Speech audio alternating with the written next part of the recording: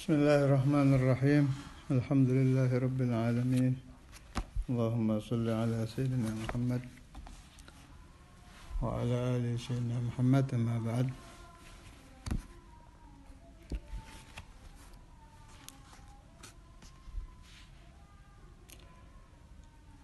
Bismillahirrahmanirrahim. Yasin.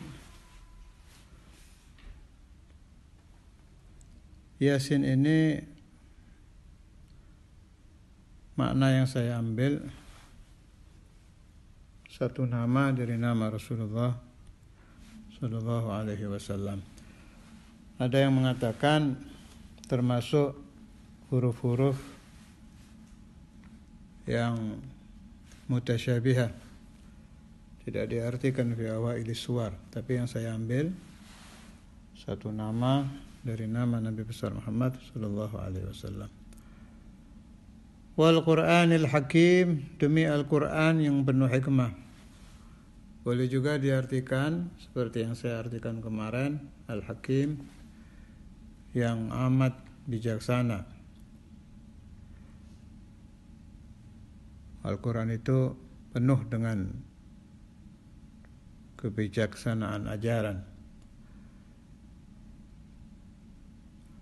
Innaka laminal mursalin, sesungguhnya engkau benar-benar salah satu utusan Allah. Kemarin sudah saya terangkan asbabun nuzul ayat ini.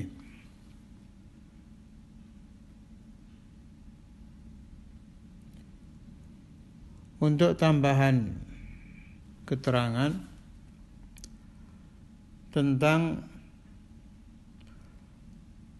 keutamaan surat Yasin. Keutamaan surat Yasin.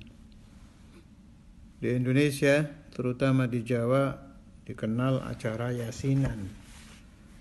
Membaca Yasin secara berjamaah.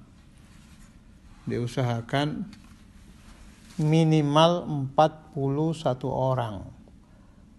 Fayakunul majmu', kalau tiap orang membaca satu kali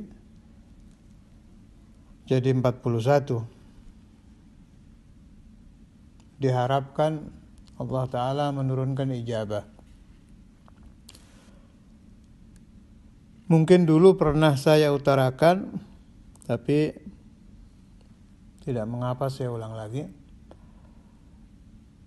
Saya mengambil ijazah dari beberapa masyayikh radhiyallahu ta'ala anhum wa jazahumullah anni khaira wa nafa'ani bi asrarihim fid dharain amin. Satu kaifiyah yang konon katanya mansubah ke Imam Ali Zainal Abidin. Siapa-siapa yang membaca Yasin dengan kaifiyah ini sama dengan membaca Yasin 41, yaitu Yasin diulang 7 kali, Yasin, Yasin, Yasin, Yasin, Yasin, Yasin, Yasin.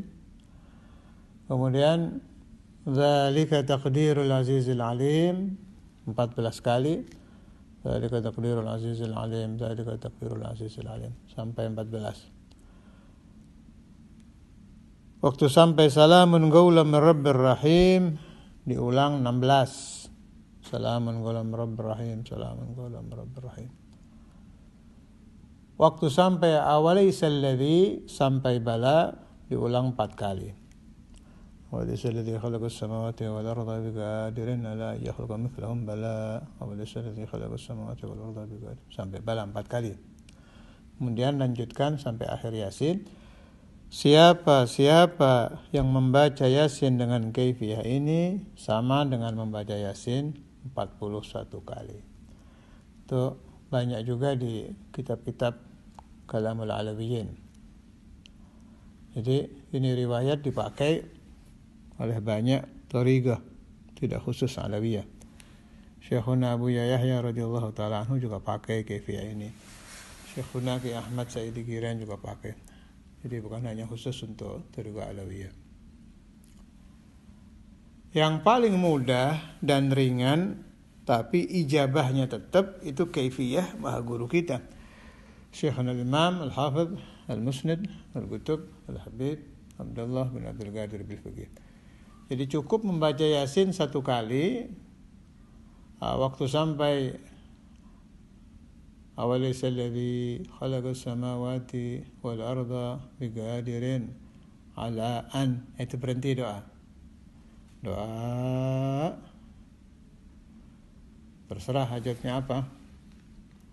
Selesai doa diteruskan membaca Yasin sampai bala itu diulang 3, bala huwal khalaqul alim ila akhir Yasin. Yang diulang balanya aja 3 itu, bala. Man qara'a Yasin bihadhil kaifiyah, siapa yang membaca surat Yasin cukup 1 kali dengan kaifiyah ini dan memohon kepada Allah Ta'ala apa saja akan diijabah.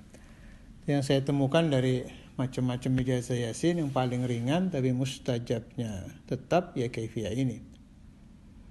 Di atas itu ada kaifiyah, saya mengambil ijazah dari almarhum Ammana Abdurrahman bin Abdullah Maula Khayla Malang rahimahullah. Beliau ambil ini kaifiyah dari ayahnya Al-Habibul Imam Al-Arif Billah Abdullah bin Hasan Maula Khayla. Habib Abdullah bin Hasan Maula Khayla ini teman dari Maulana Al-Imam Al-Habr Al-Qutub Al-Habib Abdul Qadir bin Ahmad Bil-Faqih, bahkan termasuk masyayikh fil ijazah. Kata Sayyiduna Al-Walid Al-Habib Abdullah bin Hasan Maula Khayla min a'wanil kutub. Pada zaman beliau magamnya termasuk a'wanul kutub. Karena itu sering diuji dengan sakit, kata Ustadzul Imam dulu. Itu kaifiyah yang paling ringan, kaifiyah beliau setelah Ustadzul Imam. Cukup 4 kali. InsyaAllah besok saya teruskan urusan kaifiyah ini. Yang perlu dijadikan rujukan juga, maha guru dari kiai-kiai Jawa dan Madura malah, Syekhul Masyayikh dari para kiai Jawa dan Madura ini, sampai boleh dibilang tidak ada pondok pesantren Jawa dan pondok pesantren Madura kecuali tilmidhu atau tilmidhu tilmidhihi atau tilmidhu tilmidhi tilmidhihi. Kalau bukan muridnya ya muridnya atau murid cucu. Beliau dikenal dengan sebutan Syekhona Khalil. Kalau panggilan akrabnya Mbah Khalil Bangkalan. Kalau magamnya itu Tawallal Qutbiyah itu diakui. Sampai Al-Qutub pangkat kewaliannya. Ini saya baca di buku riwayat beliau bahasa Indonesia,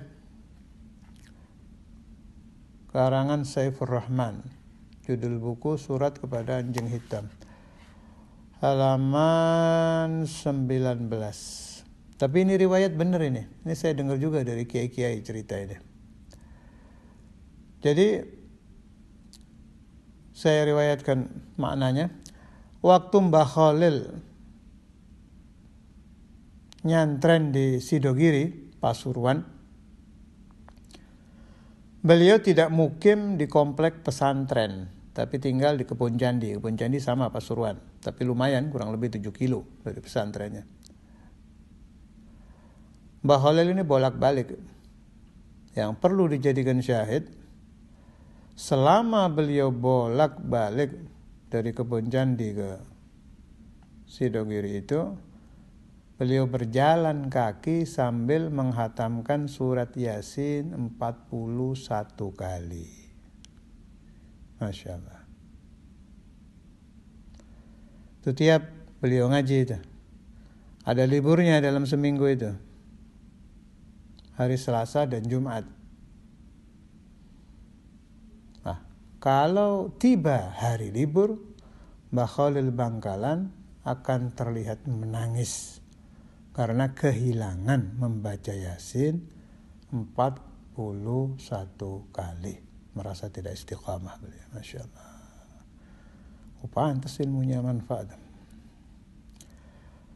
Masya Allah. Tapi memang Ki Khalil ini luar biasa ini. Saya waktu umrah pertama apa kedua itu ketemu satu orang Madura minas salihin di Saudi, di Jeddah. Beliau tahu riwayat Mbah Khalil waktu mondok, nggak ngalami, cuma tahu riwayatnya saja. Itu katanya dari sangat takzimnya Mbah Khalil Bangkalan kepada tanah haram, selama beliau di haram tidak pernah buang air besar atau buang air kecil di lingkungan tanah haram, karena takzimnya beliau kepada tanah suci.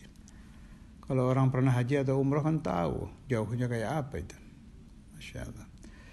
Nggak tahu saya apa beliau pakai toyul ardi, pakai ilmu atau bagaimana, tapi saya percaya dengan riwayat itu.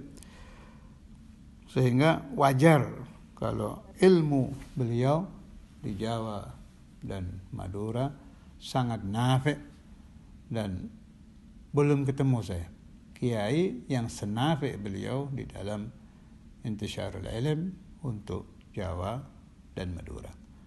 Rahimahullah wa nafa'ani wa iyyakum wal muslimin barakatuh wa asrarih fid darain amin.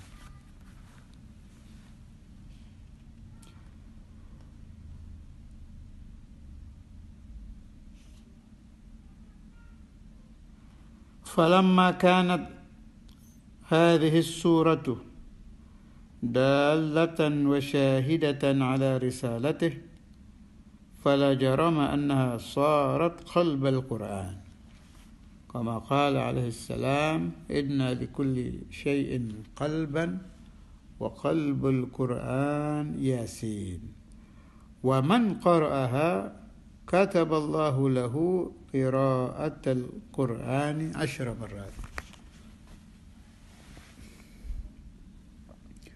Surat Yasin ini menjadi petunjuk atas risalah Muhammadur Rasulullah, atas diutusnya Nabi besar Muhammad sallallahu alaihi wasallam. Maka surat ini menjadi qalbul Quran, hati Al-Quran. Sebagaimana sabda Rasulullah sallallahu alaihi wasallam, "Inna likulli syai'in qalban." Sesungguhnya segala sesuatu ada hatinya. Wa qalbul Quran Yasin. Hati Al-Quran adalah surah Yasin. Wa man qara'aha. Siapa yang membaca surah Yasin, kataballahu lahu qira'atal Qur'ani 10 marrat. 1 kali itu. Membaca Yasin 1 kali, Allah Ta'ala menulis pahala bagi itu orang seperti menghatamkan Al-Quran 10 kali. Masya Allah.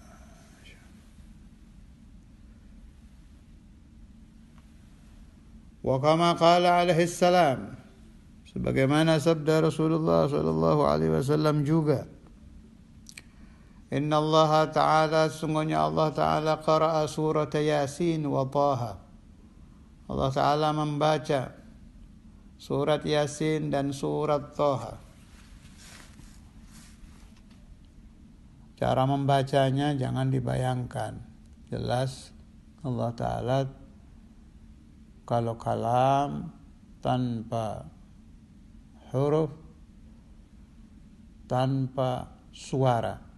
Jadi bagaimana caranya Allah membaca? Nggak ada caranya. Nggak ada kaifiyah-kaifiyahnya. Kita beriman Allah Ta'ala membaca surah Yasin, surat Taha. Caranya bagaimana? Wallahu a'lam. Kita tafwid, kita beriman. Tapi tetap Allah Ta'ala kalau membaca, kalau kalam, tanpa harf, tanpa suara. Qabla yakhluqas samawati wal arda, sebelum Allah Ta'ala menciptakan langit dan bumi, bi alfi am, 2000 tahun. Falamma sami'atil malaikatu qalu, ketika para malaikat mendengar surah Yasin dan Thaha ini, kalau mereka berkata, tuba, untung li ummati Muhammad sallallahu alaihi wasallam, bagi umat Nabi Muhammad, nazala turun alaihim, kepada mereka, hatanis suratan, 2 surah ini, wa tuba, dan untung liman, bagi orang, tuhmalu bihima, yang hafal surah Thaha dan Yasin, wa tuba li alsinatin tatakallamu bihima, dan untung bagi lisan-lisan yang membaca, tatakallam maknanya di sini membaca, bihima, surah Thaha dan surah Yasin. Kalau surah Thaha itu ada 2 ijazah, itu bisa dibaca sebelum subuh, dan itu yang saya pakai. Bisa juga ba'da subuh. Wah, itu luar biasa itu. Tapi bisyartil istiqamah. Saya mengambil ijazah dari satu wali besar di Tarim, Al-Habibul Imam Al-Arif Billah Hasan bin Abdullah Asy-Syatiri, kakaknya Habib Salim, dan dari guru-guru saya yang lain. Itu luar biasa. Tapi bisyartil istiqamah, luar biasa surat Thaha itu. Selain untuk arzak, yang paling unik faedahnya itu ketika pembaca surat Thaha secara istiqomah ini ya, menghadapi kesulitan apapun, betul-betul datang pertolongan yang aneh dan dari arah yang tidak disangka-sangka. Dan ini mujarrabah kathir. Saya banyak dapat riwayat tentang orang-orang yang istiqamah membaca surah Thaha sebelum subuh, dan cukup ketika ada kesulitan dibatin saja doa, ya Allah, dengan karamah surah Thaha yang saya istiqomahkan, ana as'aluka kadza wa kadza. Itu luar biasa.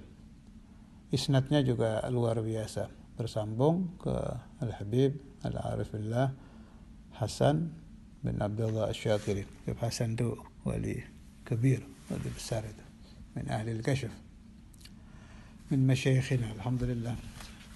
Saya dapat ijazah khasah, dapat ijazah amah dari beliau waktu saya ziarah ke beliau beberapa kali. Ayam saya di Hadramaut. Yang paling berkesan itu waktu ketemu beliau di Nabiullah Hud. Masya Allah. Yang kedua, ketiga, keempat di Tarim. Yang paling berkesan waktu bertemu beliau di Nabiullah Hud. Luar biasa itu Habib Hasan bin Ahli al-Kashf. Bismillah.